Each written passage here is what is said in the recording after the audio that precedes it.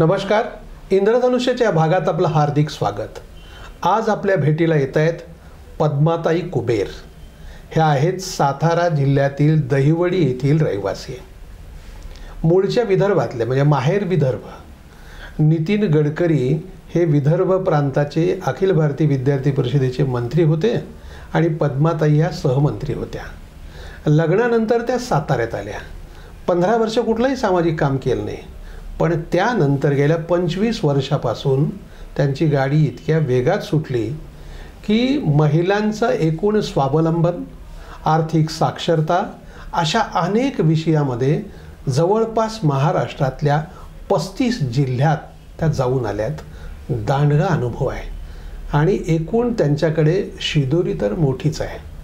थेट आपण त्यांच्याशी चर्चा करून त्यांच्या एकूण अनुभवाचं जे गाठोड आहे ना आपण उकलूयात. नमस्कार पद्माताई. नमस्कार. मी जो उल्लेख केला की तुम्ही मूळच्या विदर्भातल्या आणि घर सगळं संघाचं, हो, आणि त्यानंतर मग इकडे तुम्ही सासरी आलात. बरोबर. तर आमच्या दर्शकांसाठी तुमचं जे माहेर होतं त्या माहेरमधल्या जुन्या आठवणी, काही किस्से म्हणजे अटलजींच्या बरोबरचे वगैरे असतील जरा आम्हाला सांगा ना. काय होतं, माझं घर विदर्भातलं जे आहे ते कार्यकर्त्याचं घर होतं. वडील प्रचारक होते. आई संघ संस्कृतीतली नव्हती, पण ती नंतर ती झाली. आणि आमचं घर मोठं होतं खूप, त्यामुळे परिवारातले सगळी माणसं आमच्याकडे मुक्कामाला असत. एकदा अटल बिहारी वाजपेयींची सभा बुलढाण्यामध्ये होती. प्रचार सभा वगैरे होती. माझी आई भाजपची कार्यकर्ती, वडील पडद्यामागचे कलाकार, आणि त्यामुळे ते दोघं तर सभा वगैरे असली म्हणजे आधीच जात असत. आणि मग आम्ही सगळं झाल्यानंतर म्हणजे जे वक्ते असतील त्यांची गाडी गेल्यानंतर आम्ही दोघी बहिणी पळत पळत पळत किंवा कोणत्या तरी सायकलनी वगैरे त्या सभास्थानी जायचो. अनुभव असा आला त्या दिवशी आम्हाला की सगळं गेल्यानंतर अटलजी बाहेर निघाले घरातनं आणि परत आत आले आणि म्हणाले, बेटी तुम्ही कशा जाणार? तर मी म्हटलं, आता तुम्ही गेलात इथनं की आम्ही कुलूप लावणार आणि आम्ही जाणार. ते म्हणे त्यांनी काय करावं, त्यांनी 2 कार्यकर्त्यांना बाजूला सांगितलं की तुम्ही गाडीवर या आणि या 2 बेटींना माझ्याबरोबर बसू द्या, आणि ड्रायव्हरला असं सांगितलं की मला सोडायचं आधी या, आणि माझं भाषण झाल्यानंतर या दोघींना आधी घरी सोडायचं आणि नंतर तू मला घ्यायला यायचं आणि मला दुसऱ्या गावी घेऊन जायचं. असं म्हणजे एवढा मोठा माणूस इतका छोटा विचार करतो. ते रोजच फिरत असणार, रोजच बाहेर जात असणार, पण आपण ज्या घरात उतरलेलं आहे त्या छोट्या, आणि आमचं वय किती असेल त्यावेळेस, ते 10वी 12वी असंच वय होतं आम्ही दोघी बहिणींचं. त्यामुळे हा संस्कार जो आहे ना तो कळत न कळत झाला की लहान जी माणसं असतात, जी सगळे असतात की आपल्याबरोबर काम करणारे किंवा आपल्यासाठी काही करणारे असतात, तर त्यांना सहकार्य म्हणजे मदत करायची, असं थोडासा एक संस्कार त्यावेळेस तो होऊन गेला. मला एक सहज आठवलं की तुमच्या बाबांनी, म्हणजे तुमचे बाबा बँकेमध्ये ऑनररी काम करायचे, आणि तेव्हा आईच्या संबंधातली काही घटना घडली होती, जरा ती सांगा ना. काय झालं, माझे वडील जे आहेत ते बुलढाण्याला जनता सहकारी बँक त्यांनी स्थापन केलेली बँक होती, तिथे ऑनररी काम करायचे. बँकेच्या 7 शाखा होत्या आणि माझी आई म्हणजे जसं आपल्या घरात असतं तसंच माझी आई सगळा व्यवहार आई बघायची, बाजार हाट वगैरे. आमच्याकडे बुलढाण्याला रविवारचा बाजार असतो आणि त्या बाजारच्या दिवशी बँकेचे जे आमचा तिथला एक पिऊन होता, त्यांनी काय केलं की आईजवळ पिशव्या जड झाल्या भाजीच्या, त्या उचलल्या आणि म्हणाल्या, बाई राहू द्या म्हणे, आणि उचलल्या आणि रिक्षात ठेवल्या. माझ्या वडिलांना हे कुठून तरी कळलं. तेव्हा त्यांनी सांगितलं की तुझा बाजार बंद कर, बाजारात गेली नाहीस तरी चालेल, पण बँकेचा कुठलाही कर्मचारी आपल्या घरी काहीही काम करणार नाही. बुलढाणा गाव छोटं आहे त्यामुळे, आणि ती सवय आमच्या मागे आपली कामं आपण करायची, कुठल्याही संस्थेचं काहीही घ्यायचं नाही, असा एक त्याच्यामधला आहे. किती ग्रेट ना. मला एक सहज, तुम्ही आता सासरी गेल्यानंतर महिलांच्या क्षेत्रामध्ये अतिशय मोठं काम तुम्ही केलं. तुम्ही वेगवेगळ्या NGOमध्ये काम केलं, त्या NGOना प्रशिक्षण देण्याचं काम केलं. तर त्या कामामध्ये एकूण महिलांच्या क्षमता तुमच्या लक्षात आले असतील की सामान्य ह्याचे आहे, तर आम्हाला जरा आमच्यासाठी जरा किस्से सांगा ना असे काही. काय झालं, मी एका NGO बरोबर काम करत होते. त्यांचे वेगळे वेगळे प्रोजेक्ट होते. तर व्यवसाय महिलांच्यासाठीचं व्यवसाय प्रशिक्षण केंद्र असं एक सुरू केल्यानंतर त्या जी महिला होती की ते ग्रामीण महिला आहे, ग्रामीण महिलेचं काम करत असताना ग्रामीण महिलेचं कसं असतं, ती रोजंदारीवर काम करते, त्यामुळे तिच्यासाठी जे काम तुम्हाला निवडायचं आहे ते तुम्हाला कमी दिवसामध्ये ते सगळं डिझाईन करावं लागतं. असे अनेक कोर्सेस मी डिझाईन केले होते आणि ह्या कोर्सेस डिझाईन करत असताना मला महिलांनी खूप काही शिकवलं. खरं म्हणजे माझं जे ज्ञान आहे ना ते सगळं ग्रामीण महिलेचं आहे, कारण शिक्षणाने आलेलं शहाणपण तिच्याजवळ नाही आहे, पण ती व्यावहारिक आहे. मला एक अगदी हृदयस्पर्शी अनुभव असा सांगावासा वाटतो की मी एका NGOवर काम करत होते, व्यवसाय संदर्भात काम होतं आणि एक पायलट प्रोजेक्ट मी करत होते.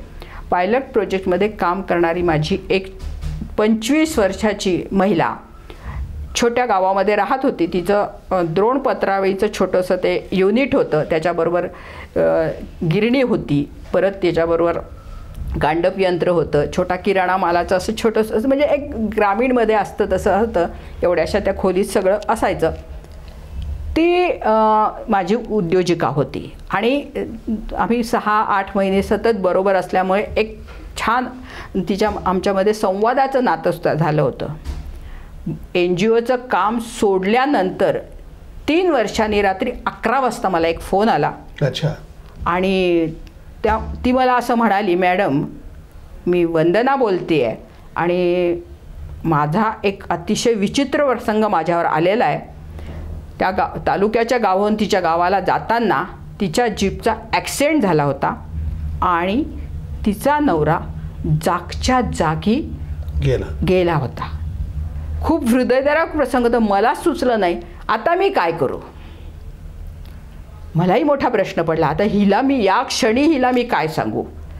तर मी म्हटलं असं कर, जवळच्या पोलीस स्टेशनला जा.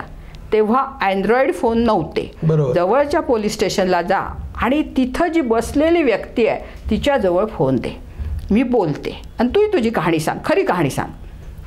ती गेली. जवळ 1.5 किलोमीटरवर ती चालत गेली. तिला कोणी मदत करायला आलं नाही. 1.5 किलोमीटरवर चालत गेली. तिथे त्याने मला फोन लावून दिला.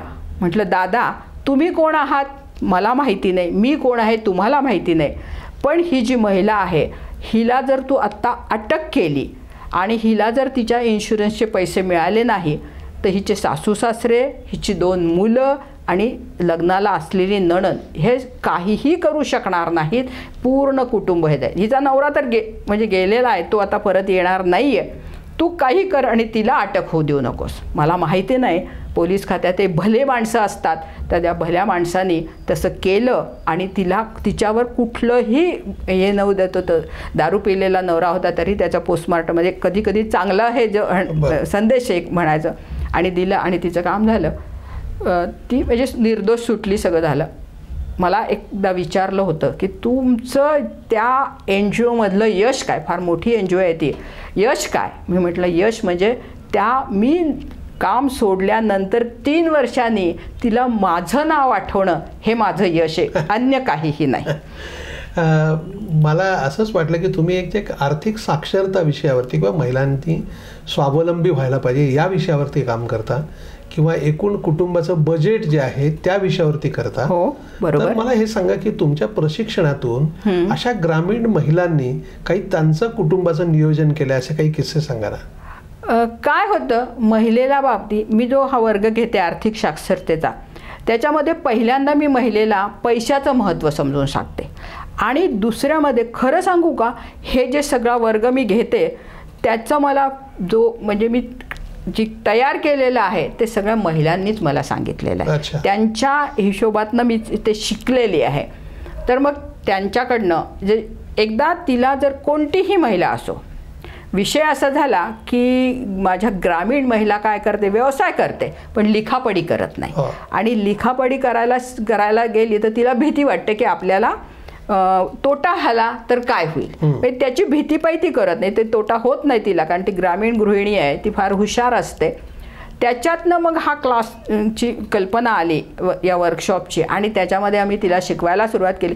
शिकवायला सुरुवात केल्यानंतर त्या महिलेने, म्हणजे ज्या महिला, अनेक महिला, म्हणजे आज असं मी एक नाही सांगू शकत, अनेक जणींनी स्वतःच्या मुलांची शिक्षणं, मुलींची लग्न किंवा आकस्मिक व्यवसायासाठीचा एखादा आकस्मिक खर्च याच्यासाठी येणाऱ्या पैशातनं पैसे बाजूला काढून ठेवू लागले आणि बचत करायला लागल्या.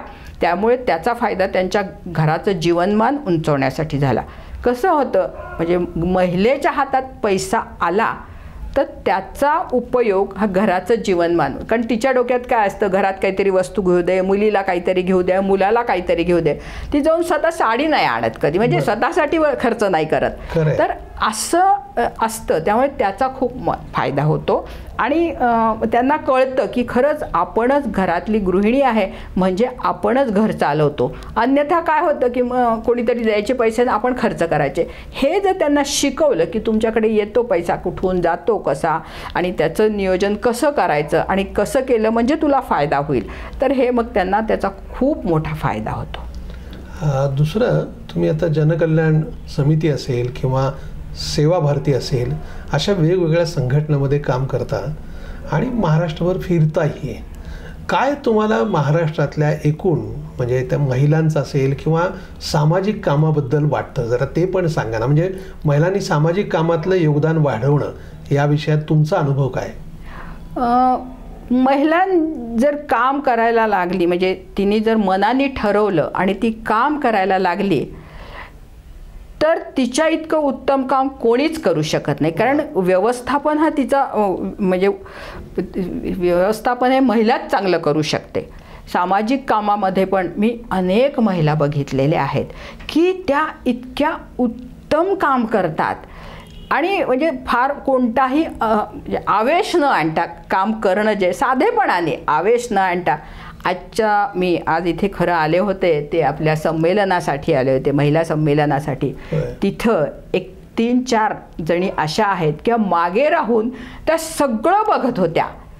कुठंही पुढं यायची, फोटोला यायची, आपलं नाव, असं कुठेही त्यांची धडपड नव्हती. म्हणजे आईच्या भूमिकेतल्या त्या होत्या आणि या आईच्या भूमिकेतल्या महिला असल्यामुळे बाकीच्या जणींना त्यांचा आधार होता. आणि असं बऱ्याच ठिकाणी होतं की या कार्यक्रमाला तू जातेस, पण कोण आहे बरं, काकू बरोबर आहेत, मग जा. म्हणजे असं तिला सपोर्ट मिळतो. आणि ही भूमिका जर महिलांना लक्षात आली ना, तर ती खूप काम करू शकते.